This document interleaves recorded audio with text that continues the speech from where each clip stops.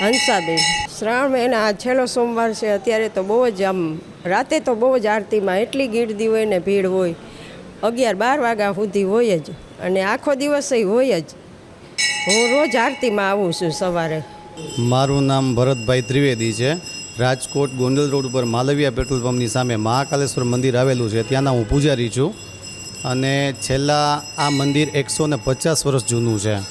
આપણે મોરબી સ્ટેટ વાઘજી ઠાકોર સાહેબ જેના સપનામાં આ દાદા આવ્યા હતા અને આ મંદિર એમને બંધાવેલું છે. કૂવામાંથી આ શિવલિંગ પ્રગટ થયેલી છે અને આજે કહો ને તો શ્રાવણ મહિનામાં આખો મહિનો આ મંદિરમાં શણગાર છે. આજે 3,000 થી 4,000 માણસો દર સોમવારે પ્રસાદ લે છે અને દર સોમવારે નવી વેરાયટીના પ્રસાદ હોય છે. એમ 3,000 થી 4,000 માણસો દર સોમવારે અહીંયા પ્રસાદ લે છે સાંજે. બહુ સારું છે. અત્યારે માણસમાં સનાતન ધર્મને લઈને બહુ સારી એવી જાગૃતતા થઈ છે.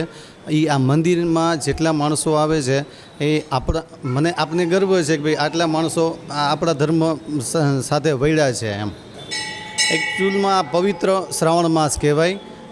આ ભક્તિમય મહિનો કહેવાય. આમાં ભક્તિનો અનેરો સ્વરૂપ ભગવાનના પ્રત્યે માણસોમાં ભાવ ઓટોમેટિક ઉપજે આ મહિનામાં.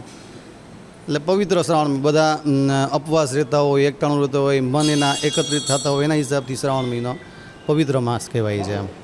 કિશોરભાઈ સોલંકી. હું અહીંથી લગભગ મંડલપટમાં રહું છું અને છેલ્લા 20-30 વર્ષ ત્યાં દર્શન કરવા આવું છું અને આ મહાદેવની કૃપા મારી ઉપર એટલી બધી છે કે જેની કોઈ સીમા નથી. મનોકામના સિદ્ધ કરે છે અને અહીંયા જે આવી છીએ ત્યાંથી અમને સંતોષ થાય છે અને આનંદ આવે છે. અને અહીંની વ્યવસ્થા અનુકૂળ, પૂજારી જે કાંઈ છે એ બહુ વ્યવસ્થિત છે અને ઘણા માણસો આવે છે દૂર દૂરથી ને એની મનોકામના સિદ્ધ થાય છે.